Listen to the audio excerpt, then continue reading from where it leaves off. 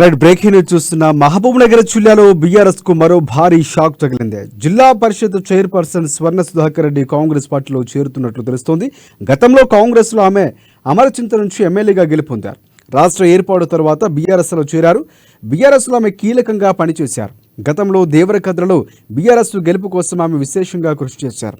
ఈ క్రమంలోనే ఆమెను జిల్లా జడ్పీ చైర్మన్గా అవకాశం కల్పించారు. ఇక ప్రస్తుతం మారుతున్న పరిణామాల దృష్ట్యా ఆమె కాంగ్రెస్లలో చేరాలని నిర్ణయించుకున్నట్టు తెలుస్తుంది. స్వర్ణ సుధాకర్ రెడ్డి కాంగ్రెస్లో చేరితే ఆమెకు ఉమ్మడి పాలమూరు జిల్లా ఎమ్మెల్సీ స్థానానికి పోటీ చేసే అవకాశం కల్పించనున్నట్లు తెలుస్తోంది.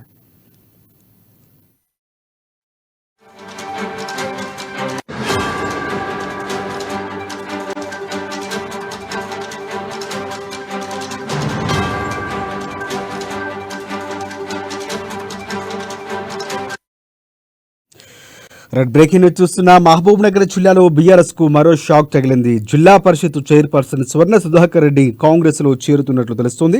గతంలో కాంగ్రెస్ లో ఆమె అమరచింత నుంచి ఎమ్మెల్యేగా గెలుపొందారు. రాష్ట్రం ఏర్పాటు తర్వాత బీఆర్ఎస్ లో చేరారు. బీఆర్ఎస్ లో ఆమె కీలకంగా పనిచేశారు. గతంలో దేవరకద్రలో బీఆర్ఎస్ గెలుపు కోసం కృషి చేశారు. ఆ క్రమంలో ఆమెకు జిల్లా జడ్పీ చైర్మన్ గా అవకాశం కల్పించారు. ఇక ప్రస్తుతం మారుతున్న పరిణామాల దృష్ట్యా ఆమె కాంగ్రెస్ లో చేరాలని నిర్ణయించుకున్నట్లు తెలుస్తోంది. స్వర్ణ సుధాకర్ రెడ్డి కాంగ్రెస్ లో చేరితే ఆమెకు ఉమ్మడి పాలమూరు జిల్లా ఎమ్మెల్సీ స్థానానికి పోటీ చేసే అవకాశం కల్పించబోతున్నట్లు తెలుస్తోంది. ఇక ఈ అంశానికి సంబంధించి పూర్తి అప్డేట్స్ అందించేందుకు మా ప్రతినిధి ప్రదీప్ మనకి ఫోన్లలో సిద్ధంగా ఉన్నారు. ఎస్ ప్రదీప్, చెప్పండి, దీనికి సంబంధించి పూర్తి అప్డేట్స్ ఏంటి?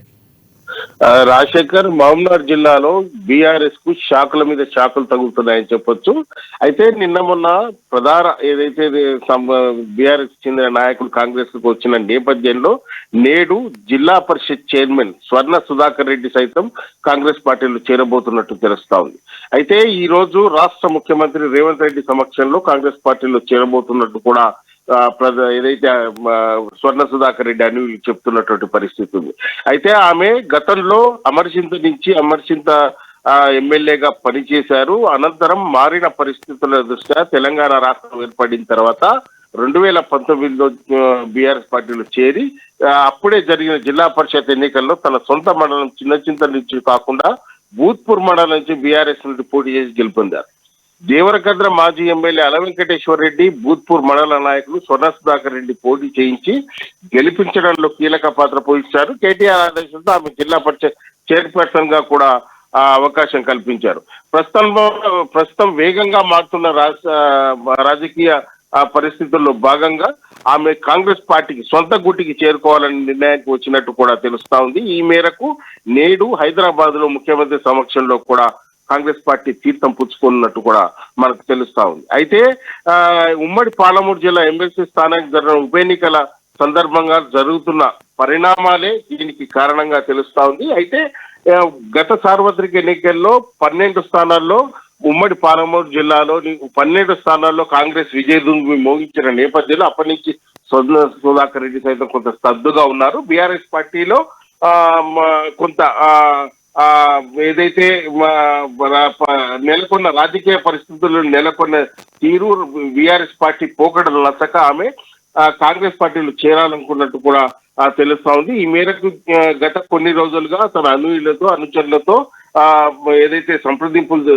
జరిపిన అనంతరం నేడు ముఖ్యమంత్రి సమక్షంలో కాంగ్రెస్ పార్టీలో చేరాలన్న నిర్ణయానికి వచ్చినట్టు కూడా తెలుస్తా ఉంది. దీంతో బీఆర్ఎస్ పార్టీకి గట్టి ఏదైతే ఉమ్మడి పాలమూరు జిల్లాలో దెబ్బ తగలనుందని కూడా మనం చెప్పొచ్చు. రాజశేఖర్, ఎస్ఎస్ ఎప్పటిలోగా చేరే అవకాశం కనిపిస్తా ఉంది. దీనికి సంబంధించి కార్యాచరణ పూర్తయినట్లు ఏమైనా మనకు సమాచారం ఉందా?